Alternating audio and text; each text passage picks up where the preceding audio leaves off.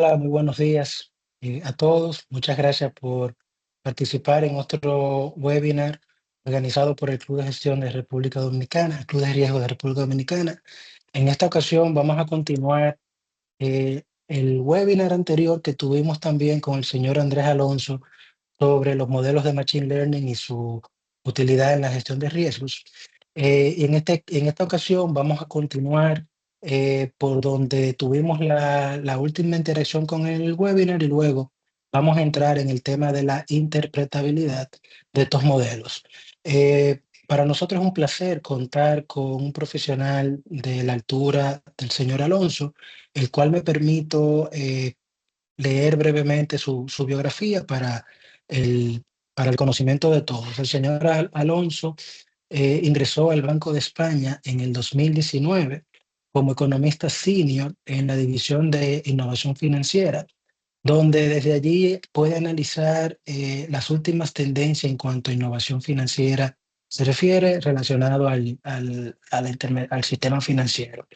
Específicamente ha estudiado el impacto que tiene los modelos de Machine Learning en el riesgo de crédito.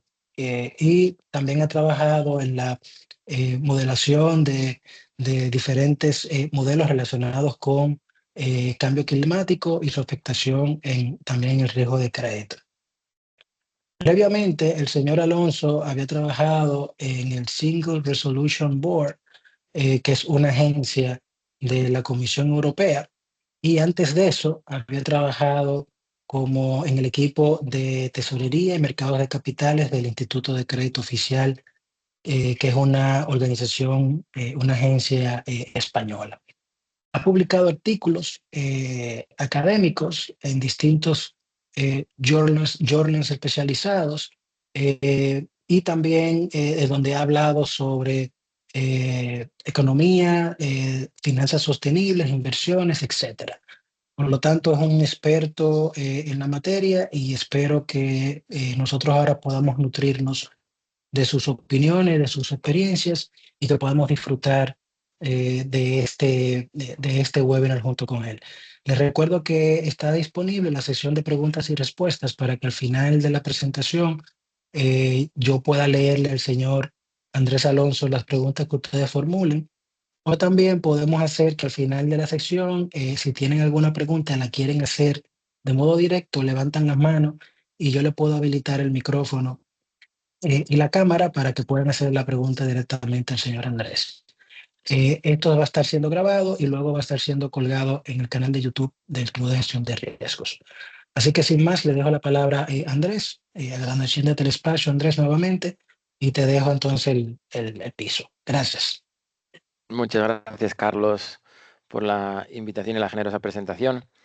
Eh, me permito empezar la sesión de hoy retomando un poco la última que hice. Lo digo porque nuestra línea de investigación, y recordaros que yo aquí soy un investigador en innovación financiera, es decir, que siempre voy a tener un cierto grado de abstracción, no pertenezco a la rama ejecutiva o supervisora de los modelos, sino que soy puramente investigador, ¿no? Por lo tanto, em, siempre tener un poco en cuenta ese nivel de abstracción académica que llevan nuestros ejercicios empíricos siempre. Y lo que es que nuestra línea de investigación empezaba, que fue donde me dediqué más tiempo en la última sesión, a entender el potencial, digamos, las oportunidades, la capacidad predictiva superior a los modelos tradicionales que tienen estas técnicas de machine learning o aprendizaje automático. Y me quedó pendiente un poco ver la contrapartida de esta mejor capacidad de predicción, que era entender que hay nuevo, em, un nuevo framework, un nuevo paradigma de riesgo de modelo.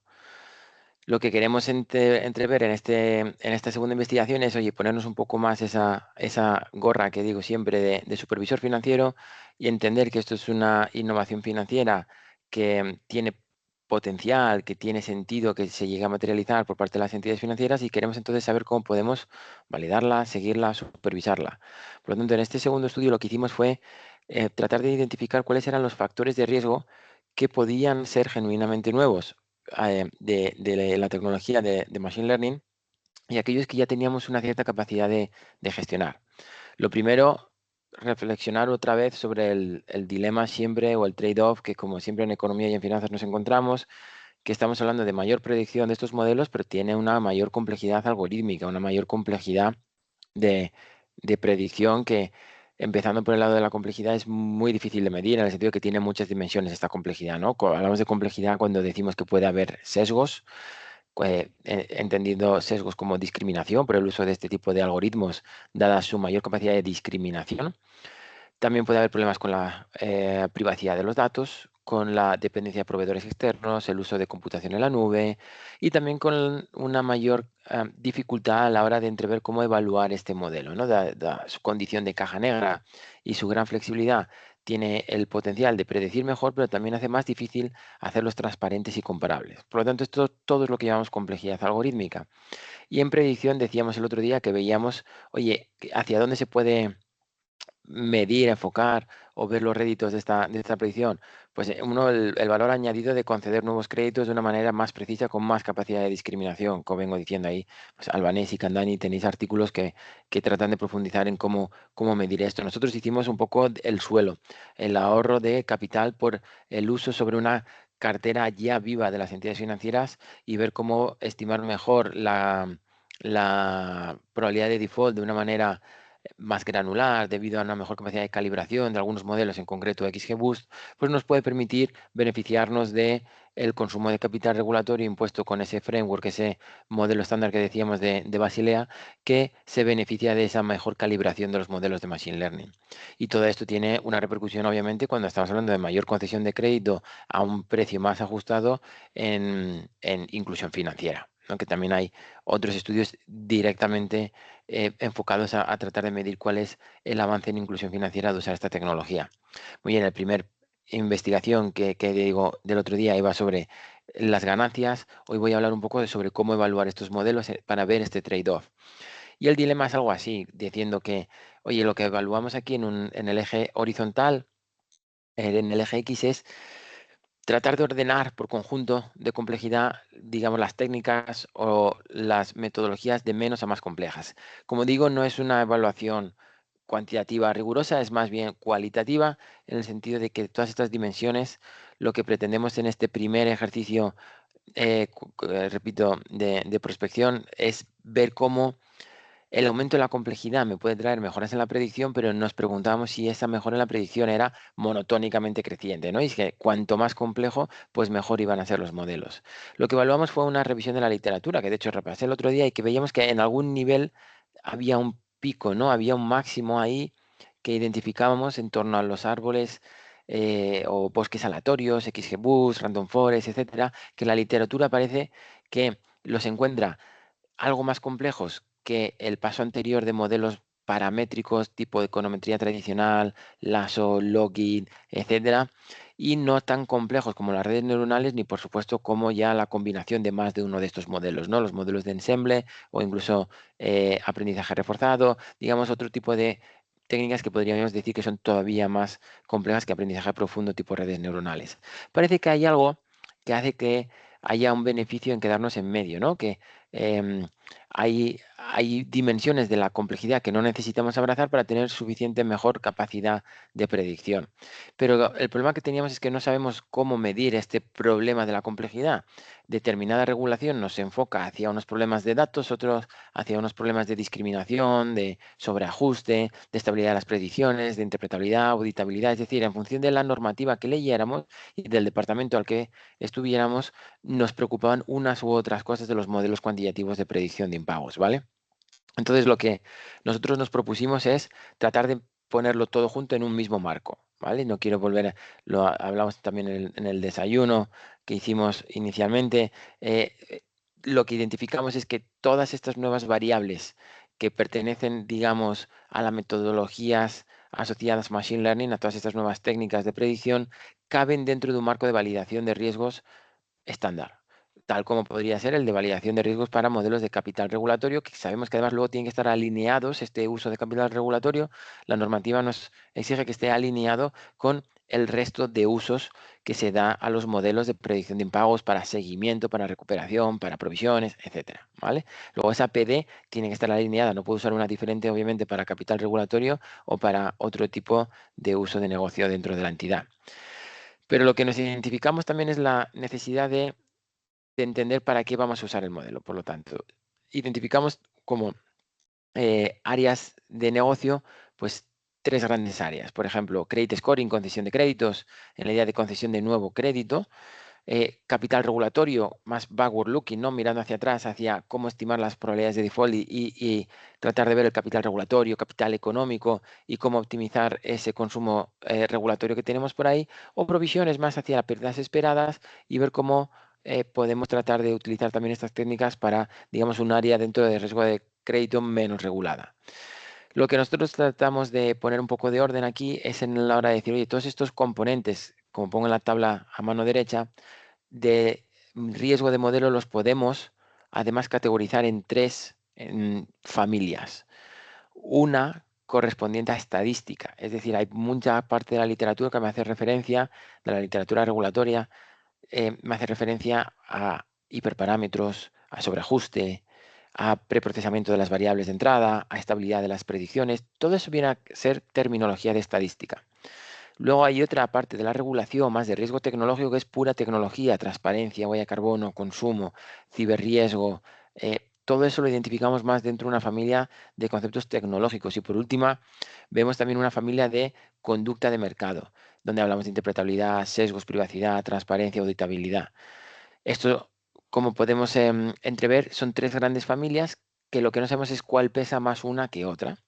Por lo tanto, lo que viene a ser este estudio es una forma de mapear esto. Lo que vamos a hacer es buscar los pesos de estas categorías, conducta de mercado, tecnología y estadística, y cómo los vamos a buscar, usando procesamiento natural de texto, leyendo toda la normativa que afecta de alguno u otro modo al cálculo de la probabilidad de impago. De hecho, lo que vamos a ver es, con unos diccionarios basados en nuestro conocimiento experto, tratar de contar palabras para ver cuál es el peso de cada una de estas categorías en el completo corpus de regulación, ¿vale?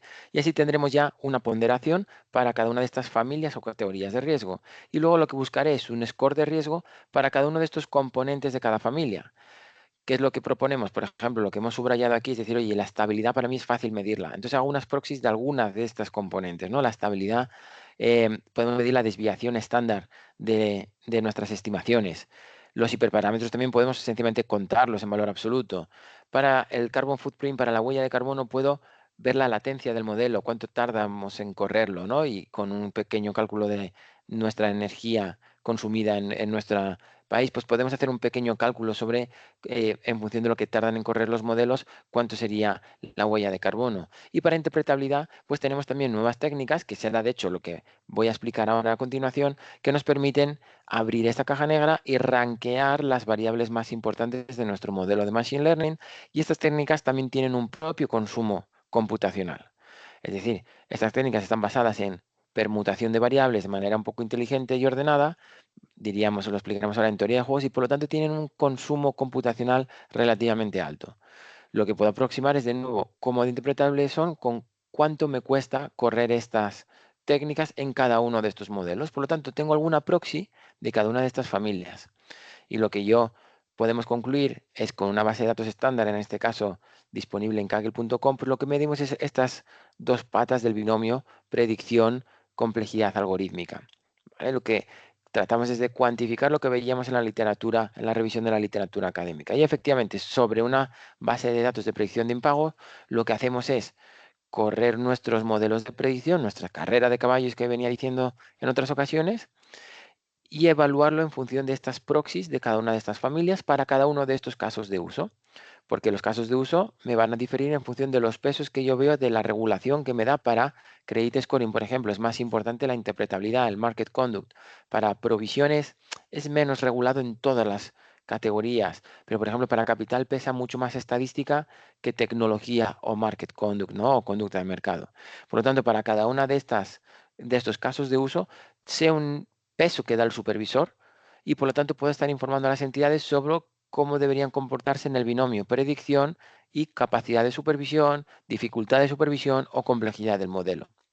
De nuevo, modelos tipo XGBoost, Random Forest parece que baten a redes neuronales por menor complejidad, pero además también por mayor capacidad de predicción y por supuesto a modelos más sencillos tipo regresiones logísticas penalizadas y árboles sencillos, ¿vale?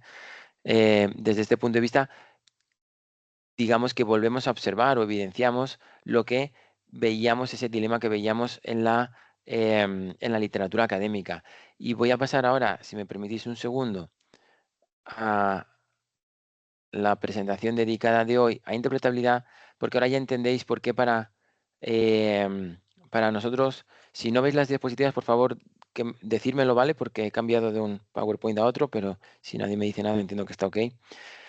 Entendemos por qué. Andrés, Sí, perdón, no se ve la nueva vale, vuelvo a diapositiva, compartir. se ve todavía la anterior, no Perdonadme, en slideshow.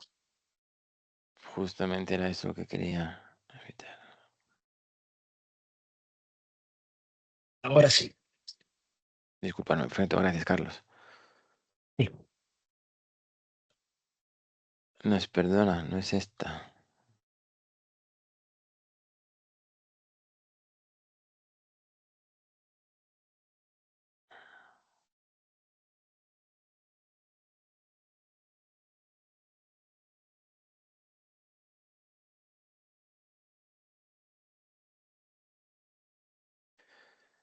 Vale,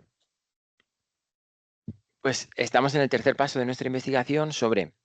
Hemos visto el impacto económico, sabemos los factores nuevos de riesgo de modelo, queremos mitigar, digamos, el más importante. Y dentro de todos esos factores que os mencionaba, claramente hay uno que es genuino o pertenece y nace a la modelización con Machine Learning, con aprendizaje automático. Y es esa idea de abrir las cajas negras, la necesidad de interpretabilidad, explicabilidad, auditabilidad de los modelos.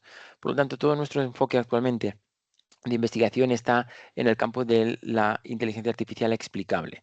Es un campo de investigación, digamos, paralelo a digamos, a la propia inteligencia artificial, al propio machine learning, que trata de ver cómo los modelos que estamos utilizando y entrenando para predecir a posteriori se pueden interpretar mejor. Y por lo tanto lo que queremos es ver cómo interpretarlos para mitigar ese nuevo factor de riesgo, tratar de trabajar en esa mitigación. Ya os he adelantado un poco por dónde va el resultado de estas nuevas técnicas y al final la mitigación va por tratar de conocer cuáles son las variables importantes de nuestros modelos. Em, Trabajamos muy bien los seres humanos con rankings, por lo tanto es intuitivo entender que si yo puedo tener un ranking de las variables importantes de mi modelo, yo puedo explicarle a las personas por qué mi modelo se comporta de una manera u otra. Y es que debemos empezar, cuando hablamos de interpretabilidad y de exigirle a una entidad financiera que tenga un modelo interpretable, debemos empezar a entender, incluso a nivel cualitativo, antes de entrar en policy, legal o regulación, por qué la gente requiere explicaciones. Al final no dejamos de estar trabajando en un área regulada que nos enfrentamos a personas que, como digo, por eso la concesión de préstamos es determinada por la regulación aquí, ahora en Europa, en la Directiva de Inteligencia Artificial, como uno de los casos de uso de alto riesgo. No los prohibidos, los de máximo riesgo dentro de la pirámide de riesgo, no, pero sí de alto riesgo, porque afecta a las personas, porque las decisiones sobre la concesión de crédito afecta para bien y para mal a la capacidad económica de las personas.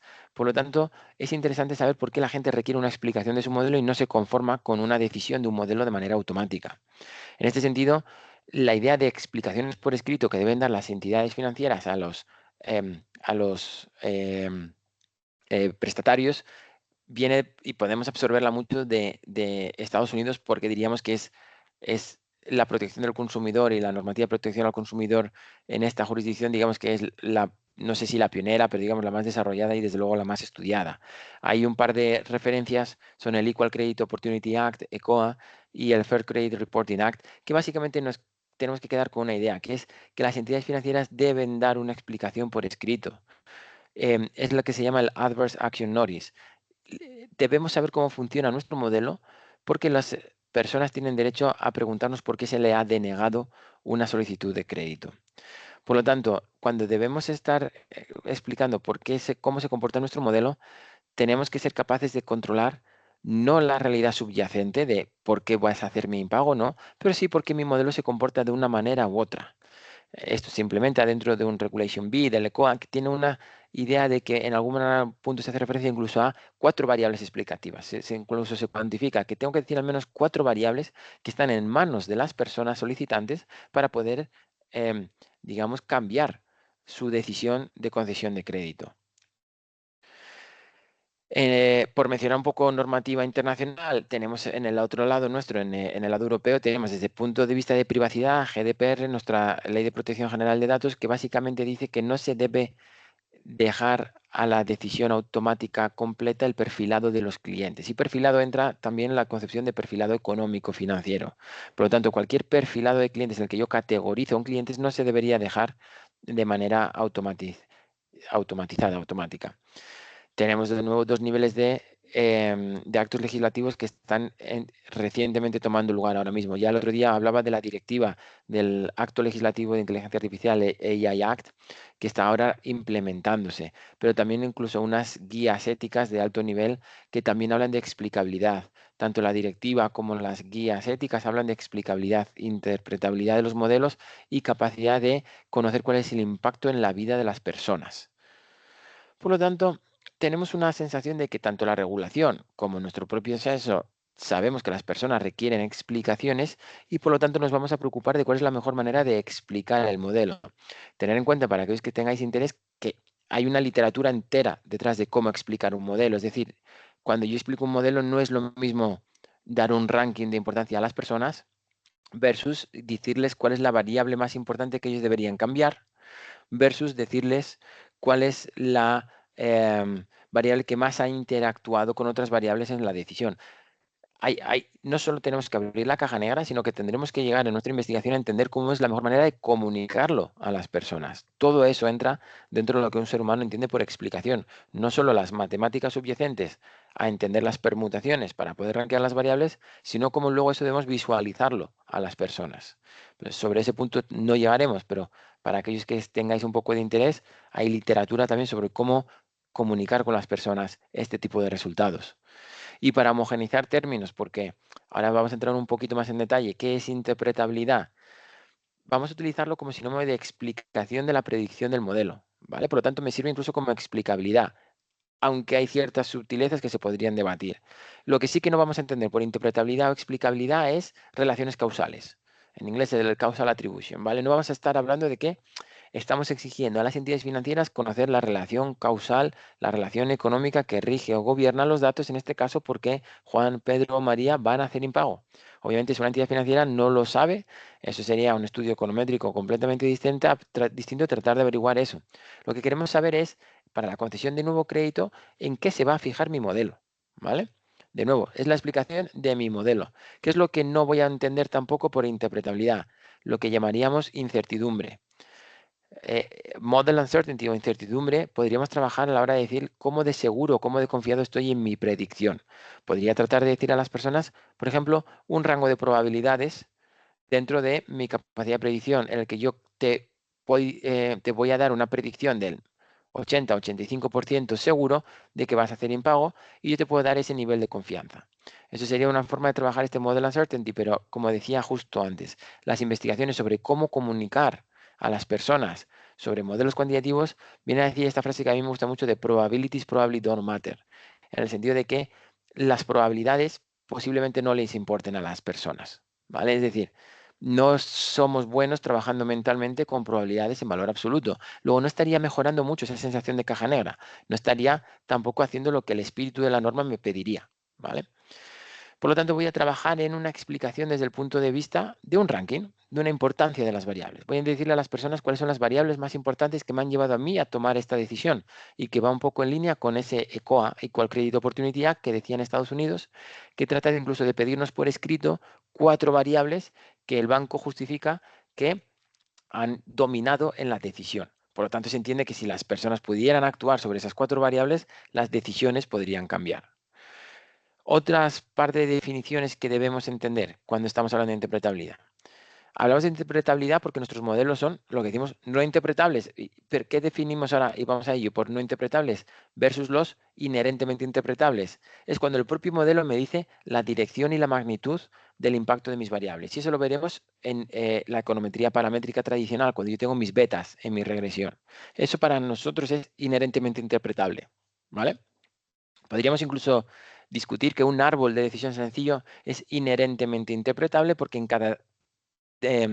cada decisión de cada rama yo puedo saber los cortes, los umbrales de corte y por lo tanto sé directamente por qué y en qué nivel toma una decisión el árbol. Pero para mantenernos en nuestro debate, vamos a trabajar siempre con un benchmark, con una comparación de las betas de nuestra regresión tradicional. Por lo tanto, por otro lado, tenemos los modelos que no son directamente interpretables y que, por lo tanto, tenemos que requerir ayuda externa para abrirlos. Y están estas técnicas, que son a las que vamos a hablar ahora, de Post-Hoc Interpretability Techniques, que son técnicas que se utilizan o em, se corren, se implementan a posteriori de haber entrenado y testeado nuestros modelos de Machine Learning para la predicción. Por lo tanto, no van dentro del mismo batch o del mismo procedimiento de predicción de impagos. Yo hago mi predicción y a posteriori puedo exigirle esta interpretabilidad al modelo, ¿vale? No estoy restringiendo mi modelo, no estoy tratando las variables de entrada, lo estoy diciendo a posteriori. Más terminología que necesitamos asentar, pues la interpretabilidad puede ser global o local. Global respondería a una pregunta del tipo, ¿cómo afecta, por ejemplo, el número de veces que voy al cajero sobre la probabilidad de impago de toda mi muestra? ¿Vale? En general, en media. Por lo contra, el local sería más referente a la discriminación de individuos. ¿Cómo afecta el número de veces que va al cajero para Juan, María o Pedro? ¿Vale? La discriminación local, como digo, está muy asociada a esa discriminación por la afectación que tienen los sesgos en los datos y los sesgos en los algoritmos a la hora de conceder préstamos a una clase protegida versus a otra clase protegida que no deseamos tratar injustamente, y la global va más referida, digamos, al modelo de gobierno general de una entidad financiera, ¿vale? Y lo que voy a hablar aquí es de que la interpretabilidad es un camino largo, que por lo tanto yo voy a, digamos, por la novedad de las técnicas, saltar a una de las más complejas, pero que me gustaría hacer un repaso con vosotros para aquellos que tengáis interés en crecer en el camino de la interpretabilidad de los modelos, ver que no hay por qué saltar directamente a la última casilla, ¿vale? Estamos en el campo de aprendizaje automático y por lo tanto puede ser novedoso para nosotros, pero abrir este tipo de modelos puede ser bastante factible con diferente tipo de técnicas. Y es que las técnicas al final van a ser, digamos, muy similares a las que utilizaríamos en cualquier otro tipo de modelización. ¿Vale? Hay técnicas, aquí os pongo específicas, que se habla mucho cuando estamos hablando en particular de Machine Learning, que se pueden dividir tanto en interpretabilidad local como interpretabilidad global, y que se pueden dividir también en específicas para un tipo de modelo o model agnostic que sirven para todos los modelos. ¿Cuál es el ganador? De nuevo, haciendo un poquito de spoiler sobre qué está utilizando la industria. Pues lo que vemos aquí abajo a mano izquierda, SAP, Shapley Additive Explanations, que vienen de la teoría de juegos, de los valores de Shapley. SAP sería Model Agnostic y además en el sentido de que puede utilizarse para todo tipo de modelos, aunque existen implementaciones de SAP específicas, por ejemplo, para Random Forest, pero para redes neuronales también, pero se puede implementar SAP en todos los modelos y se puede además utilizar tanto para interpretabilidad global, que es para lo que nace, pero la bondad de esta técnica es que es aditiva, como digo, y que por lo tanto tiene una interpretación también a nivel individual, que se puede sumar para obtener también una interpretación global. Pero lo bueno es que se puede utilizar también a nivel individual, como digo, aunque normalmente se pone como una técnica de interpretabilidad global. Oye, pero lo primero, no perdamos el foco, no nos obsesionemos con Machine Learning. Yo tengo que interpretar un modelo. Lo primero es visualizar los datos, ¿vale? Y aquí lo pongo desde un punto de vista de un paso atrás. Y si yo estoy haciendo tanto una regresión logística como una red neuronal, lo primero es entender los datos. Imagino que muchos de vosotros habéis visto este tipo de slide en el que yo tengo las mismas descriptivas de todas estas distribuciones, pero la forma que toman los datos son muy distintas. Vale, lo primero, yo estoy haciendo un random forest o estoy haciendo una red neuronal, me va a ayudar a visualizar los datos. Y lo digo porque además tenemos que ser conscientes de lo que está haciendo nuestro modelo. La gran, por ejemplo, ventaja de una red neuronal es el procesamiento que hacemos de las variables, que podemos introducir no linealidades de nuestros datos y con un procesamiento de las variables inteligente las linealizamos para poder discriminarlas bien, ¿vale? De modo que una red neuronal al final de una sola capa no deja de ser más que una conjunción de logits, ¿vale? Por cada uno de nuestros nodos. No voy a entrar tampoco en esto, pero solo sencillamente que me viene bien saber qué estamos trabajando siempre, visualizar los datos y qué es lo que está haciendo mi modelo que hace que no sea interpretable. En el caso de la red neuronal, por ejemplo, aquí me parece bastante visual cuando tratamos ya en las variables de entrada, eliminamos ese procesamiento, ese proceso que gobierna los datos y las linealizamos para poder discriminar. Por lo tanto, yo ya tengo ahí, digamos, un problema inherente. Pero, que es también muy intuitivo, ver que cuando yo tengo, por ejemplo, un logit, como os ponemos aquí, una regresión logística estándar, yo puedo determinar cuáles son los límites, digamos, de las magnitudes y las direcciones que decía antes de cada una de mis variables de entrada. Al final esto me lo van a dar las betas. Y si yo quiero saber cómo de importante es la variable de ingresos, tengo income o de beneficios tengo income que me va a decir cómo de importante es esa beta su uno. Además, yo puedo determinar en mis modelos logis si hay alguna interacción que vendría por la multiplicación de más de unas betas de esto, ¿no? Pero cuando yo tengo algo más tipo red neuronal, dejo de tener la interpretación inherente de un tipo logit, como vuelvo a remarcar aquí, y empiezo a tener más problemas. En una red neuronal también sencilla aquí, yo paso de tener una beta para beneficio de income a tener, por ejemplo, en una red neuronal sencilla, hasta 6 pesos para solo la variable de entrada income, ¿vale? Entonces, ¿cómo puedo entender la importancia de la variable de entrada income si está entrando hasta con 6 pesos diferentes en mi modelo?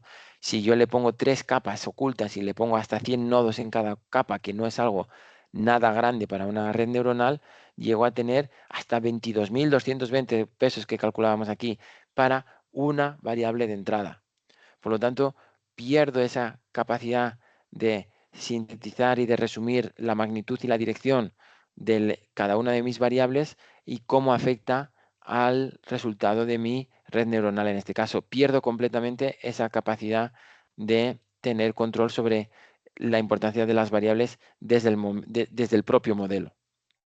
¿Vale? Pero antes de ir a técnicas mucho más complejas, puedo hacer cosas más sencillas. Por ejemplo, hay una literatura también entera que se dedica a ver cómo puedes utilizar modelos surrogate, modelos esclavo, no sé cómo llamarlo muy bien en español, ¿no? Pero son modelos sustitutos en el que yo lo que trato es, mediante un truco, utilizar un modelo complejo para predecir y después olvidarme de mi variable, de mi muestra original y utilizar mis muestras estimadas, mis estimaciones, para tratar de predecirlas a ellas con un modelo más simple. Es decir, en dos pasos. Primero hago mi estimación compleja con una red neuronal profunda, grande, y después trato de usar un lazo o un árbol de clasificación sencillo para predecir mi red neuronal. Eso me da una capacidad de entender cómo se comporta mi red neuronal. Pierdo precisión, porque al final estoy haciendo dos modelos de predicción, seguro, pero pues, gano capacidad de control sobre las variables que pueden estar afectando a mi red neuronal. Por lo tanto, esta idea de los surrogate model también son una forma de empezar a trabajar con redes neuronales indirectamente. Yo puedo mantener la no linealidad, la complejidad y la flexibilidad, pero luego puedo tratar de trabajar solo con un modelo lineal que me explique esa red neuronal. Eso a veces me da más sensación de control. Y luego tenemos pues, muchos trucos de combinación de variables. Aquí muchos de vosotros lo conoceréis, pero recordaros toda esta capacidad de visualizar datos, los PDP, los Partial Dependence Plot y sus familiares como Individual Condition Expectation, IC y Accumulated Local Effects, ALE, son diferentes tipos de gráficos que me responden a ideas como, oye, si yo mantengo, por ejemplo, el mismo valor para una de las variables de entrada, por una de las observaciones fijo en todas las variables de entrada, ¿cómo cambia mi predicción? Lo puedo hacer en media, como el plot, lo puedo hacer observación-observación, como el ICE, o puedo hacer que ese valor de entrada yo le ponga un rango de variación y ver cómo el efecto acumulado de variar uno de los valores de entrada afecta a mi predicción, los ALE. Eso lo puedo hacer de manera relativamente fácil y no es computacionalmente exigente. Y me lleva un poco a la idea de las primeras técnicas post-hoc de interpretabilidad que se utilizan mucho. Permutation feature importance. Estamos en permutar, permutar y permutar. Estamos haciendo un poco de fuerza bruta. Al final tenemos una combinación eh, de combinaciones lineales y que por lo tanto pasa mucho por entender cómo podemos simplificar las interacciones, ¿vale? Oye, pero un permutation feature importance al final tiene un objetivo claro. La idea aquí trata de ver cómo mejora o empeora mi predicción cuando yo cambio una de las variables de mi modelo, ¿no? El problema es cómo medir esto, ¿no? Yo puedo tratar de medir pues muchas cosas, desde cómo cambia mi predicción a cómo cambia el error de mi predicción y también cómo cambia alguna de las métricas que me dicen la precisión de mi predicción. Es decir, uno de mis dilemas es que utilizo ver cómo cambia mi AUC-ROC, mi F1 score, cuál de las métricas trato de comparar y la otra problema de este tipo de técnicas más, digamos, computacionalmente sencillas es que tampoco me dan a veces respuestas completas, como por ejemplo en el caso de un feature importance yo no me está dando tampoco la dirección del efecto, si positivo o negativo. Pero no debemos obsesionarnos. Aquí os dejo un poco cómo hacer un feature importance paso a paso, ¿vale? De manera que un feature importance lo podemos hacer relativamente nosotros fácil en un notebook de Python. Pero si yo combino un feature importance con algo tipo PDP, con Partial Dependence Plot, sí que tengo algo interesante. Ya tengo la capacidad de medir una magnitud del efecto de cada una de mis variables de entrada y el PDP sí me da la dirección positivo o negativo. Por lo tanto, visualizar y combinar diferentes técnicas me empiezan a abrir relativamente bien este tipo de modelos más caja negra, pero digamos, al ganador hoy en día dentro de la literatura, que son los valores de Shapley, que me dicen un poquito de manera más inteligente cómo combinar las variables a la hora de ponerlas y quitarlas para hacer esa permutación, permutación, permutación, ¿no? Esa idea de coaliciones viene de la teoría de juegos, como digo, de Shapley, en la que pensamos las variables de entrada como si fueran equipos que juegan, ¿no? Y que puedes jugar con equipos pequeños o grandes, de manera que las variables interaccionan entre ellas. Y la forma de ponerla o quitarla digamos que es inteligente y hay diferentes coaliciones que entran o salen a mi modelo. Lo bueno de visualizar, que pongo aquí el típico gráfico de Shapley, de visualizar Shapley, es que me da más información que los típicos gráficos de dos dimensiones. En este caso, os recuerdo que el color rojo es valores grandes de la variable de entrada, el color azul es valores bajos de la variable de entrada, tengo los valores de Shapley, que son el impacto sobre mi PD, en este caso el impacto sobre mi probabilidad de impago, y el ranking de mis variables. Por lo tanto, yo sé que, por ejemplo, la primera de ellas, la variable 15, recordad que nosotros trabajamos con variables anonimizadas, me dice que para valores pequeños de la variable 15, la probabilidad de impago se reduce y para valores grandes, en rojo, la probabilidad de impago se incrementa. Es, es Esto es muy rico. Esto es más interesante que las betas de un logit y de un lazo, ¿vale? Por lo tanto, empezamos a ver interés en el propio campo de Explainable AI a la hora de poder abrir todo tipo de predicción, de modelo de predicción. Para aquellos que queráis ver un ejemplo más sencillo, no voy a ir ahora por restricción de tiempo, pero básicamente es cómo hacer unas coaliciones, ¿vale? Y se trataría de coger de manera inteligente cada una de las interacciones posibles de una variable con el resto, pero lo que me da la idea de Shapley es poder tener cierto control sobre cuáles son de verdad las variables que están liderando en la decisión que toma mi modelo. Como digo, cuando hablamos de interpretabilidad, hablamos de muchas dimensiones de la interpretabilidad, global, local, y por lo tanto no debemos nunca pensar que una técnica me lo puede dar todo. Por ejemplo, para interpretabilidad estrictamente global, el concepto de aditividad de Shapley es interesante, pero también se puede complementar con otra idea como es LIME, Local Interpretable Model Agnostic Explanation, LIME, que trabaja sobre el concepto de impactos de variar alguna de las variables para los individuos en local, para alguna de las observaciones.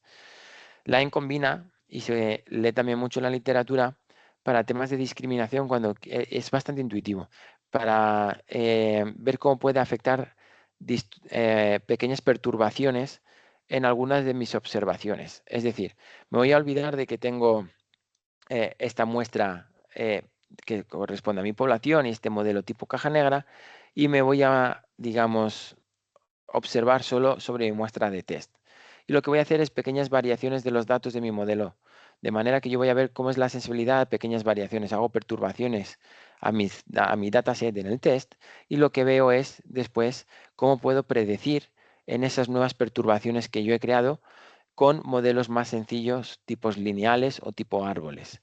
Por lo tanto, yo trato de medir cuál es el impacto sobre esas pequeñas perturbaciones que estoy haciendo en la proximidad de alguna de las observaciones que estoy interesado en ver y ver cómo diferencian cuando alguna de esas variables de entrada cambia, cambia de magnitud porque yo las he estresado de esa manera. Y además trato de predecir no con mi mismo modelo, sino con un modelo ya interpretable. Por lo tanto, sé cómo, digamos, se comporta en regiones pequeñas mi modelo y además lo hago ese cómo se comportan con modelos inherentemente interpretables.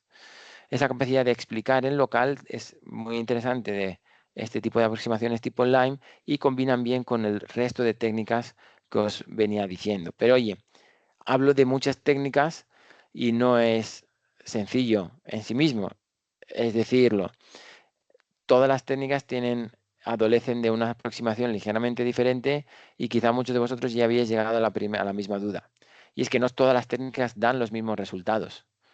Por lo tanto, si yo estoy haciendo un SAP en local para XGBoost, me puede dar diferente a un SAP local, es un SAP en el que no he llegado a sumar todos mis rankings de variables para dar el promedio total, sino solo el SAP, por eso está aquí en minúscula, con un Lime que dije que iba en local. Aquí para la variable de entrada revolving, luego lo podéis ver, os dejo las diapositivas para aquellos que tengáis más curiosidad, los rankings no son lo mismo. Es decir, se ven discrepancias entre las propias técnicas de explicabilidad. Esto es lo que a nosotros más nos llamó la atención. Y lo que nos preguntábamos es, ¿podemos fiarnos de las técnicas de interpretabilidad? ¿Cómo de precisas son las técnicas de explicabilidad? No de precisas son las predicciones, sino cómo es de precisa esa nueva técnica de Machine Learning que me da las explicaciones. Ese es nuestro último trabajo de investigación que en 5 minutos os cuento. Básicamente lo que tratamos de medir es cómo podemos estresar, en este caso, Shapley y Feature Importance, para saber cuándo miente y cuándo no. No miente, sino que no se aproxima a la realidad subyacente de los datos. El problema de explicar un modelo es que no sabemos la realidad subyacente. Como digo, yo no quiero explicar la causalidad, pero sí quiero saber si mi modelo, si la explicación que yo estoy dando a por qué mi modelo se comporta de una manera, se rige o no por la verdad. Por lo tanto, lo que proponíamos aquí es decir, oye, pues voy a crear una base de datos sintética en el que yo sepa la importancia de las variables, que yo sepa por qué mi variable binaria se mueve de una manera u otra en función de cada una de mis variables de entrada. Esto lo puedo hacer con 4 parámetros de entrada, pero básicamente es eh, el, el ajuste, la capacidad de discriminación que tengo entre mis variables de entrada y algo de ruido, algo de outliers y puedo tratar de aproximar con una generación de base de datos sintética lo más parecido posible a lo que yo tengo en un entorno de crédito y luego lo que voy a hacer es tratar de hacer otra carrera de caballos con modelos de Machine Learning sobre mi base de datos sintética y tratar de predecir con SAP y con Feature Importance las variables. Y comparo rankings. Puedo comparar mi ranking de SAP con mi verdad subyacente, mi ground truth, y puedo comparar mi ranking de Feature Importance con mi ground truth, con mi verdad subyacente. De esta manera yo sé cómo, a través de yo tener control de mi base de datos sintética, afectar de una manera u otra a qué tipos de datos tengo de entrada, me puede hacer que los rankings de una técnica u otra difieran. En este caso explicamos aquí cómo creamos con el ajuste de las variables, el overlap, ruido, sparsity, número de variables que tenemos y corrupción, variables que cambian de valor. Creamos una base de datos sintética sencilla pero suficientemente compleja y que lo que nos permite es controlar cuál es la importancia, como digo, de las variables. ¿Vale? capacidad de discriminación, con este solapamiento, el solapamiento, creo que es la traducción correcta de overlap, el solapamiento de las variables de entrada, y que por lo tanto yo puedo tener una base de datos que me permite, quiero llegar a tener un ranking de la verdad subyacente, en el que yo tengo que mi variable A, mi variable B, mi variable C tiene un determinado solapamiento, ruido, corrupción y sparsity, y yo puedo llegar a rankearlas de cuál es la que más tiene poder de discriminación y la que menos. Por lo tanto, yo tengo mi capacidad de generar lo pongo aquí en el eje horizontal, true feature rank, mi verdad subyacente, cuáles son las variables que más importan. Y las puedo comparar en el eje vertical con un tipo SAP, ¿vale? En este caso era para un XGBoost. La línea de 45 grados debería ser perfecto. Lo que vemos es que SAP lo hace bien, pero no siempre clava la realidad subyacente, no siempre dice exactamente el comportamiento real del modelo. Por lo tanto, las conclusiones de nuestro estudio va sobre qué tipo de variables afectan qué tipo de características de la muestra afectan a la respuesta que me dicen sample y feature importance, para que os llevéis muchos la intuición, por ejemplo, cosas como la correlación cruzada de las variables. Si hay mucha correlación entre variables importantes y no importantes en mi muestra, Shapley puede confundirse y rankear variables que no son importantes arriba debido a esta correlación. Ese es un poco el enfoque del estudio. Contento de hablar con quien quisiera profundizar un poco más en ello. No quiero robar mucho más tiempo para poder dejar un poquito de espacio a alguna pregunta en caso de que hubiera.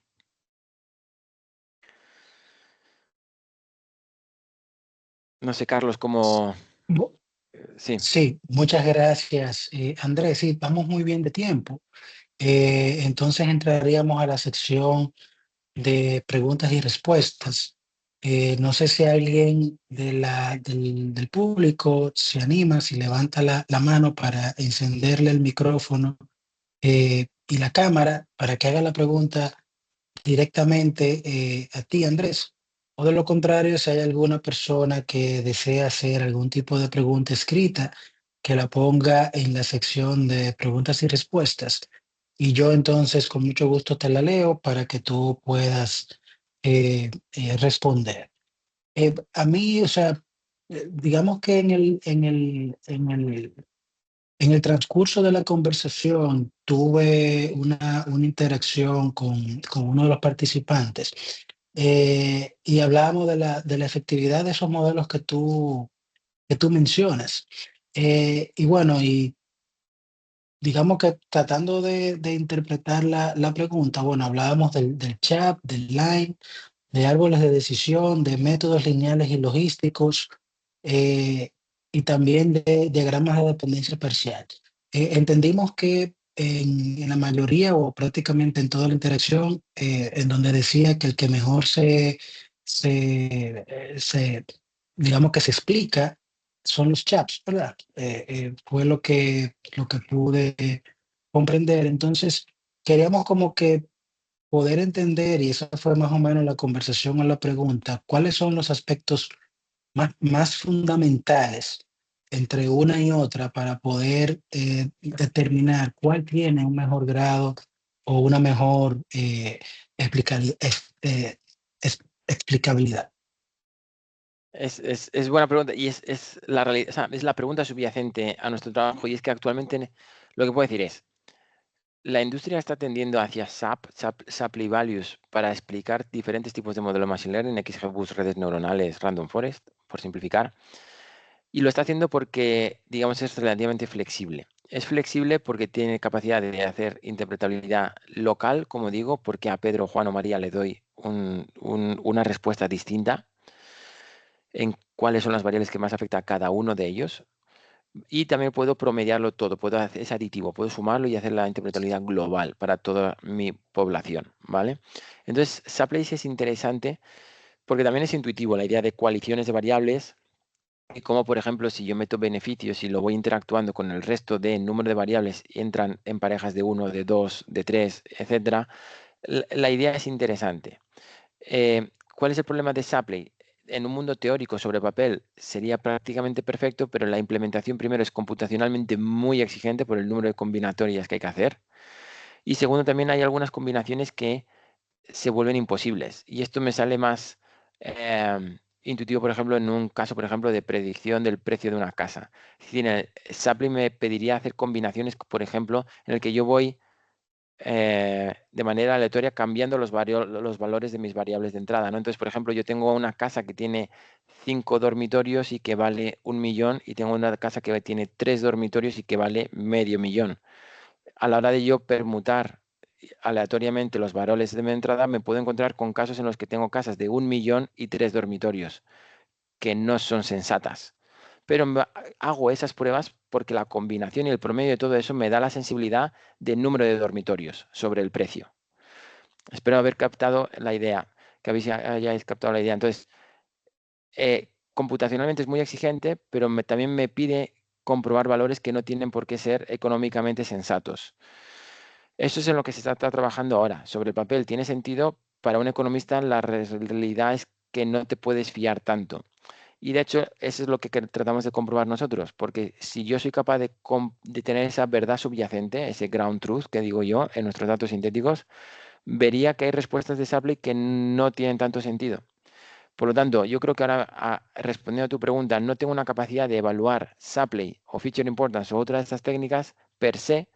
Lo que puedo llegar a decir a un supervisor, a un validador de modelos, es que si tu muestra de tu banco y la muestra con la que está trabajando, por ejemplo, tiene cosas como correlación cruzada alta, em, y además que esa correlación tiene una estructura como que tú ves como supervisor que variables importantes tienen correlaciones significativas en el sentido de, oye, no pequeñas, con variables que no son importantes, tienes que dudar de técnicas tipo Shapley. Pero en cambio, si tu muestra es relativamente plana en el sentido de que no tiene estructuras de correlación que te llamen la atención, Shapley, por esa diversificación, puede estar haciéndolo muy bien. Entonces, tenemos una capacidad de hacer un pequeño entorno de pruebas para decir, yo no sé exactamente medirte y rankear y ponerle 5 estrellas o 4 estrellas a Shapley y decir quién es el mejor, si Shapley o Feature Importance o Lime, pero sé decirte que si tus datasets tienen una característica u otra, deberías fiarte más o menos de una técnica u otra. Actualmente donde estamos es la preocupación por los datasets que tienen mucha correlación.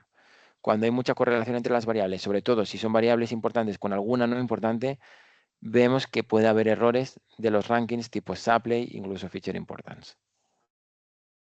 De ahí la conclusión que pongo un poco en mi investigación, y la duda más filosófica es si más inteligencia artificial es la solución a los problemas de la inteligencia artificial. Porque siempre digo, oye, una de las bondades de utilizar Shapley Feature Importance es que es intuitivo, tiene lógica, es potente y me da más información.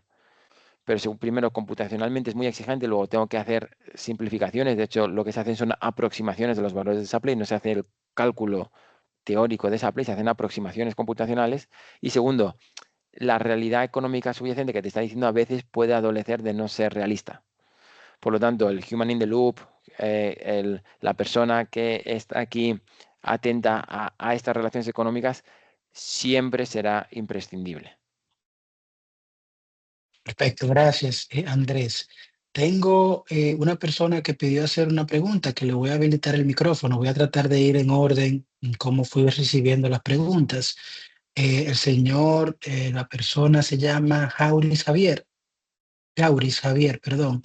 Yo le habilité el micrófono y el video por si quiere hacerlo ahora mismo. Vuelve a encender su micrófono y lo hace, por favor. Dice que se le muestra como bloqueado. Bueno, déjame, yo lo activé, déjame seguir viendo, a ver si lo activo. Voy entonces a la próxima pregunta, en lo que habilito el micrófono, que fue la siguiente. ¿Qué características debe tener mi modelo para que sea auditable? Es decir, ¿cuáles son esas características de auditabilidad? Es, es una pregunta también compleja.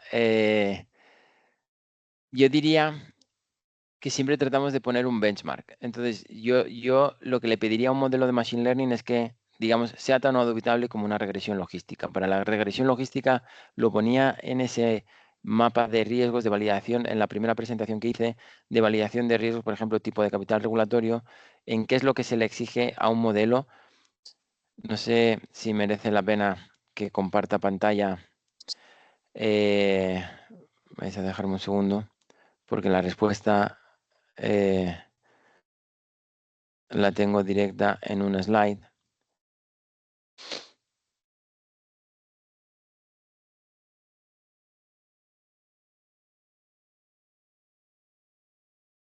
Y para mí este sería un benchmark de validación o auditabilidad de un modelo, en el que yo tengo control sobre tanto el proceso de rating, calidad de los datos, cuál es la sensibilidad a infraestructura tecnológica, puedo gobernar. Ahí esa auditabilidad va sobre todo el proceso que gobierna el rating. Y yo también tengo capacidad de gestionar el resultado de mis modelos, de mi sistema de rating, tanto el sistema cuantitativo, los factores de riesgo, la probabilidad de default, los given default, todos los factores de riesgo que entran en mi modelo, cómo interactúan en mi modelo económico, en este caso para consumo de capital, las fórmulas de Basilea y las estimaciones de mis PDs, que sean estables, que pueda hacerles backtesting, que pueda hacer comparabilidad, benchmarking, etcétera. ¿Qué es auditabilidad? Para mí es todo este marco. Y lo que yo le exijo a Machine Learning es que sea tan auditable o que yo pueda tener respuesta para todas estas cajas, igual que lo tengo para modelos paramétricos tipo regresión. Por lo tanto, interfieren muchas cosas. Nosotros tenemos departamentos enteros de riesgo tecnológico, que aquí es una caja, y son departamentos enteros de gente. Calidad de los datos. Tenemos también especialistas dedicados únicamente a validación de datos. Eh, Obviamente, toda la gente de validación de modelos, que tenemos especialistas únicamente de factores de riesgo de los given default, otros de probability de default. Vale, es complejo, pero aquí trato de poner un framework general, un mapa general de todo lo que tiene que tener un modelo para ser auditable. Debería poder tener capacidad de rastrear todas estas y validar todas estas cajas. Esto es importante, sí. Bastante importante. Mire, yo voy a hacer las preguntas que tengo en el chat y luego voy a pasar las preguntas que tengo en la sección de Q&A, para poder entonces hacerlo en orden. Tengo aquí otra pregunta, Andrés, creo que también tú lo puedes ver en el chat. ¿Existe algún margen de error aceptable en la regulación de la interpretabilidad de modelos predictivos? Es decir, si métodos como CHAP o LIME no proporcionan explicaciones completamente precisas, hay debates sobre cómo definir y evaluar dicho margen de error. Es una pregunta buenísima y tendría que hacerla yo también al siguiente. No, yo creo que yo no lo he escuchado. Yo creo que este es el debate que se está hablando. Tampoco es que SAP sea un ganador supervisor, es decir, digamos que es a nivel working paper, a nivel policy académico. Es decir, no hay un consenso, ni en ningún lado de la regulación se hace referencia tan siquiera a SAP. Es sencillamente un esquema de trabajo que se está observando y de la experiencia propia que os digo, de lo que más hablamos con personas, interactuamos con entidades y se leen investigaciones. Pero la pregunta última no puedo más que sumarme a la pregunta. Es decir, no tenemos ahora mismo una forma de cuantificar el error de SAP y cuál es asumible y cuál no es asumible. Y esa incertidumbre regulatoria es la que está también drenando fuerza a la innovación en estas áreas de uso donde más se requiere esa regulación. Le hace capital regulatorio. Por lo tanto, digamos que esa pregunta da justo en el clavo. Y muy, muy buena, sí. Otra pregunta, Andrés, del chat. ¿Qué opinas sobre el uso de Decision Tree para problemas de clasificación? Ya que en términos de interpretabilidad es el modelo más sencillo. ¿Es posible alcanzar este nivel de interpretabilidad global a través del uso de chat values? Eh, no puedo estar más de acuerdo. Tipo CART, los modelos de clasificación sencillos son perfectamente interpretables como un login. ¿Cuál es el problema? Si lo veíamos en el binomio entre rentabilidad y complejidad, que los árboles más sencillos adolecen de un problema de capacidad predictiva. Es decir, si yo tengo una muestra en la que tengo pocas variables, número de observaciones controlado y mi árbol funciona bien, no tengo razón para irme más a más complejidad. Las razones normalmente para salirte de un tipo árbol o el tipo logit y entrar ya en lasso, elasticnet y rich y penalizaciones de mis lasso, de mis logit, es porque mi base de datos está creciendo, mi complejidad inherente está creciendo y necesito embarcarlo con más flexibilidad. Es decir, yo no me iría de un cart si mi comportamiento de predicción es satisfactorio para mí. Es una necesidad de predecir mejor porque se está haciendo más complejo mi mundo subyacente, lo que me hace irme hacia redes neuronales que me exigen abrirlas con SAP.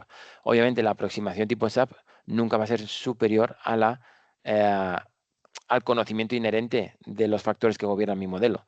Por lo tanto, eh, sí, si yo no tengo necesidad de salirme de un card, de un árbol, yo no me saldría. Ok, otra pregunta. ¿Es recomendable que se combinen múltiples modelos de Machine Learning para la evaluación de una misma tipología de riesgo o factor? ¿Cómo se pudiera implementar, perdón? ¿Cómo se pudiese implementar esto velando por la trazabilidad, calibración y que haya una correlación adecuada entre los diversos modelos implementados? Yo no sé si tú tienes acceso a ver esas preguntas directamente, No, Andrés. perdón, Si yo te la leo, pero ahora mismo no, pero lo he captado bien. Iba un poco ok. por la idea de que, de nuevo, son muy buenas preguntas, la verdad, se agradece. Creo que va por la idea de que si yo utilizo más de una técnica para la misma explicación del mismo modelo, va a diferir. Es la situación actual. El número de, digamos, hipótesis detrás de cada una de estas técnicas lo hace suficientemente diferente como para que los rankings difieran. Y eso puede chocar mucho. Y de hecho es uno de los problemas a la hora de comunicar esto con las ramas ejecutivas de validación de modelos. Si yo hago un tipo Lime y os lo ponía en mis presentaciones, y es que es correcto lo que me decís, y lo enfrento a un Shapley local, los rankings pueden diferir. No solo eso, sino que es que podemos ir a más sutilezas. El supply, como digo, no estamos calculando un supply teórico de valor real.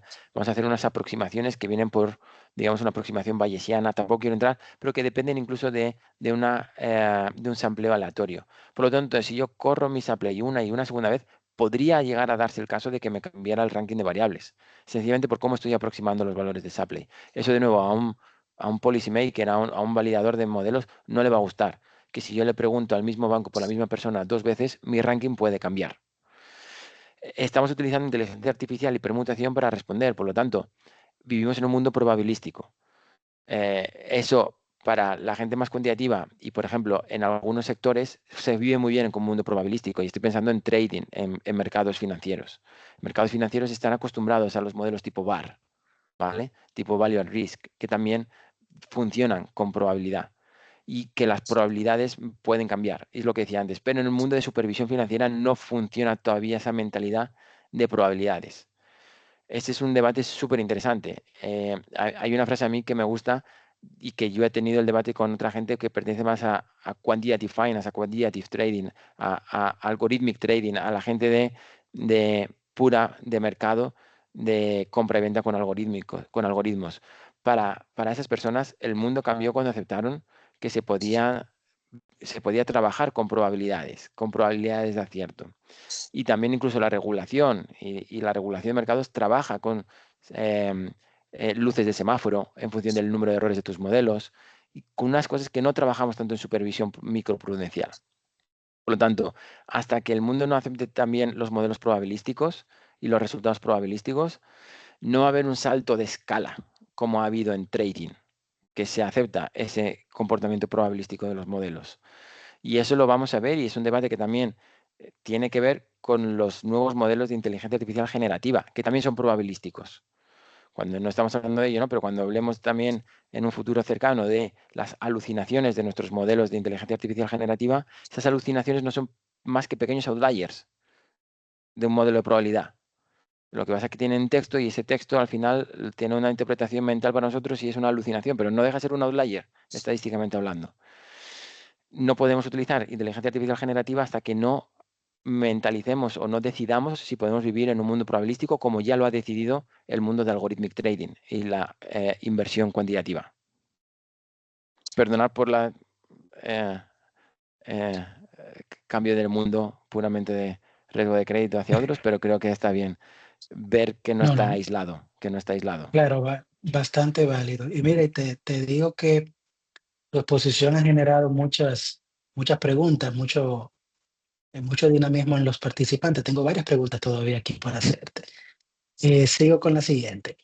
Hemos visto las técnicas que se pueden implementar para observar el poder de predictibilidad de un modelo de Machine Learning, así como técnicas para determinar las variables que mejor explican el funcionamiento del modelo y metodologías para auditar los modelos. Pero, desde el punto de vista del regulador y supervisor, ¿cuáles serían los factores más importantes a tomar en cuenta a la hora de verificar el riesgo asociado a este tipo de modelo? Lo anterior, excluyendo los procesos de verificación de calidad de datos, es decir, Mm, enfocado más en la entiendo. revisión de los modelos utilizados. De nuevo, perdonadme el nivel de abstracción, pero me ateo o me utilizo la cláusula, el pequeño disclaimer de investigador. Pero esa pregunta la tratamos y la tenemos, y en el primer paper que hablé hoy es la que tratamos de responder haciendo una categorización en 3 casos de uso. Es decir, ¿cómo yo haría esa clasificación o ese ranking de importancia? Es que depende si soy un supervisor para credit scoring y concesión de licencia a una entidad que quiere dar créditos, o si yo soy la rama del supervisión que está analizando el capital regulatorio.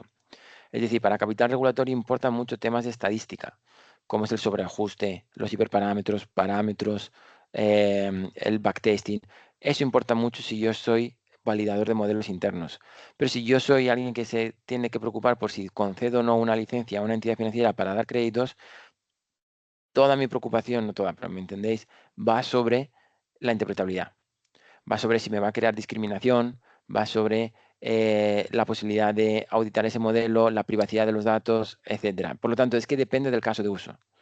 Y luego vemos casos como recuperación, morosidad, provisiones, que no está tan regulado y por lo tanto es como mucho más plana. La preocupación es, digamos, menor en todas esas 3 familias que decía de tecnología, estadística y conducta de mercado.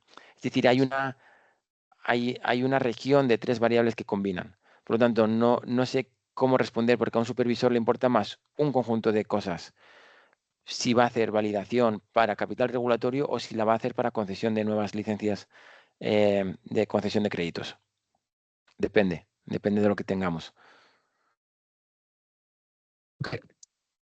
Siguiente pregunta.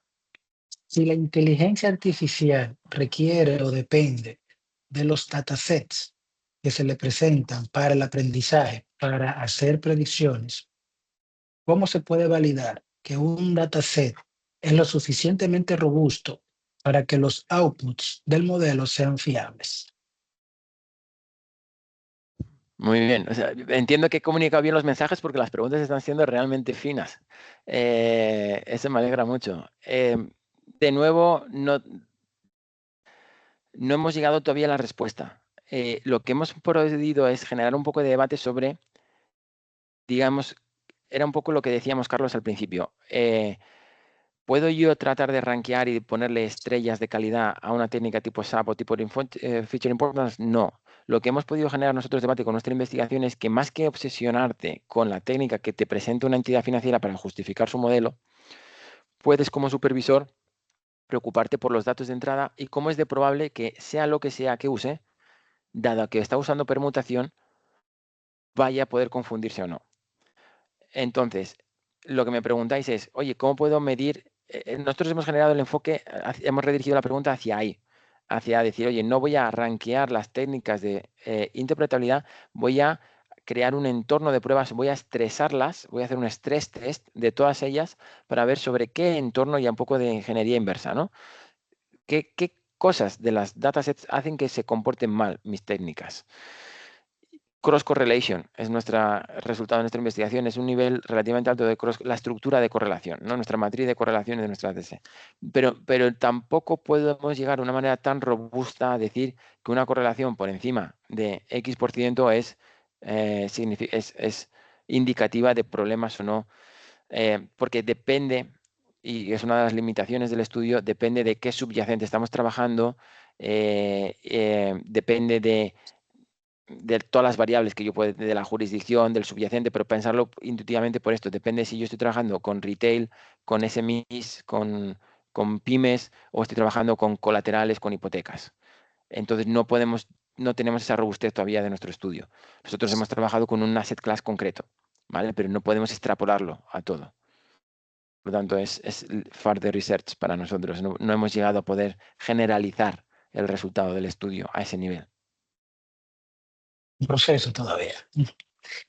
Otra pregunta. Voy ahora al chat y luego vuelvo otra vez al Q&A. Tengo un comentario y una pregunta. Dice, hola, muy interesante tu análisis. Mi pregunta es, ¿existe alguna correlación también entre el tipo de modelo y el margen de error en las técnicas de interpretabilidad? Si la hay, en tu experiencia, ¿cuál es aquel que tiende a tener el menor margen? Vale, muy interesante. Le daría un poco la vuelta a la pregunta para responder. Es decir, hay una idea que yo creo que puede ser intuitiva, que es mi explicabilidad del modelo va a ser mejor cuanto mejor sea el modelo, que parece muy lógico, pero es algo que hay que resaltar. Es decir, yo no estoy buscando, yo no estoy buscando la realidad subyacente, la causalidad del modelo, pero sí que en modelos en los que yo tengo una capacidad de predicción muy alta, unos AUC muy altos, obviamente la capacidad de explicarse el modelo de sí mismo es mucho más fácil. Y esos gráficos los tenemos en nuestro último paper, en el que vemos que modelos con un AUC muy alto son más explicables.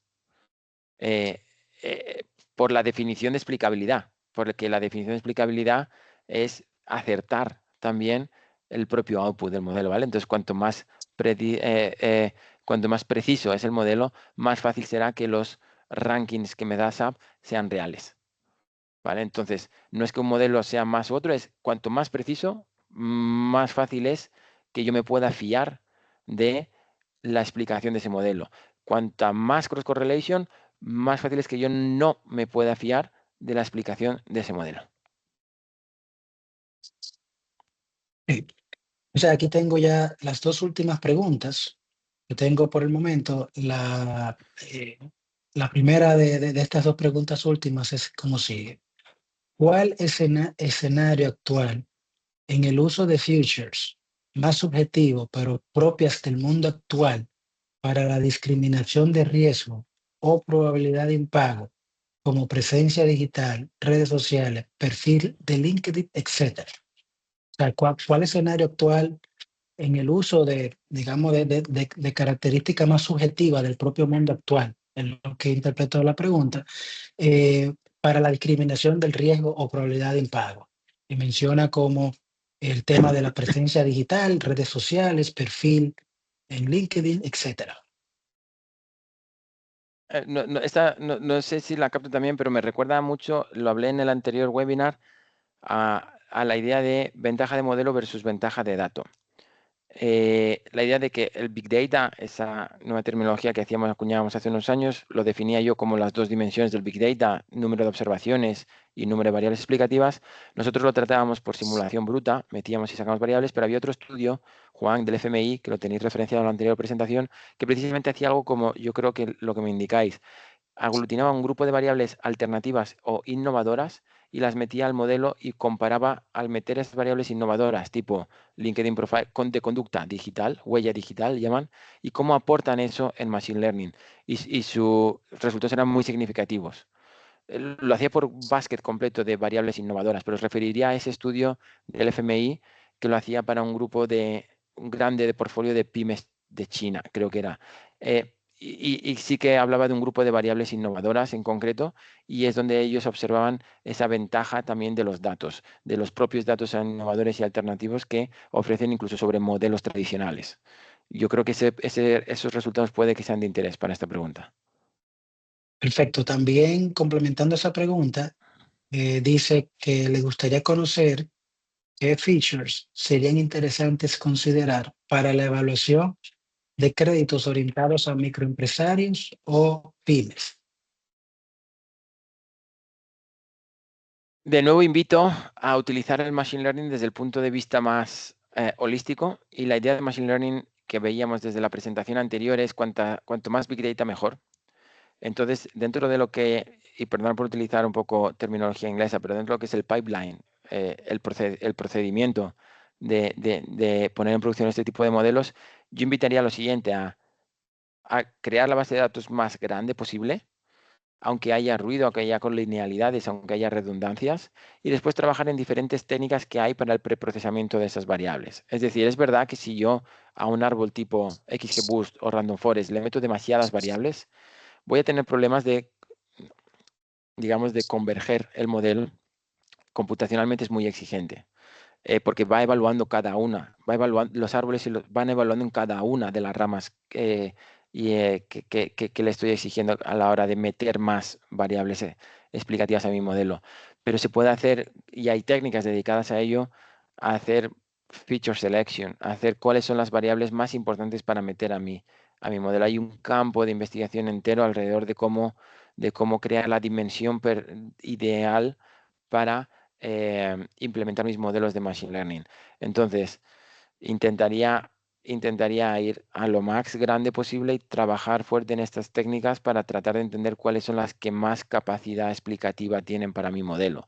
Lo bueno es que Machine Learning funciona bien incluso con grandes cantidades de modelo y con bastantes, digamos, redundancias o colinealidades, algo que, por ejemplo, se exige mucha más dedicación cuando yo hago un tipo lazo, y que eso me recuerda esa pequeña nota a favor de los modelos paramétricos, que es cuando siempre comparamos con un modelo tipo log y tipo lazo, parece que los hacemos de menos, cuando en realidad un tipo lazo puede llevar muchísimo trabajo en la selección de variables de entrada, precisamente esto que estoy diciendo. Y entonces, que un lazo tenga 13 variables de entrada puede exigir que se ha hecho mucho trabajo de selección, de discriminación univariante de todas esas variables con todas mis otras variables de entrada, y que decido quedarme con esas, ¿vale?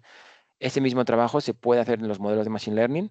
Tienes un campo, como digo, de técnicas explícito para ello, pero que no exige, digamos, tanta dedicación y permite introducir muchas más variables en mis modelos para predecir, pero por lo tanto no, digamos que es un campo entero sobre cuántas variables debo introducir en cada uno de estos modelos.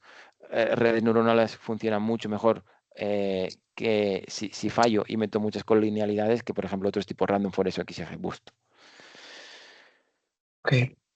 Y ahora sí, la última pregunta. Ha sido bastante dinámico hoy, Andrés? Sí, sí, sí, no, No muy no te interesante. puedes quejar. No, no, no. Tengo ya ahora sí la última pregunta que también me parece a mí particularmente interesante.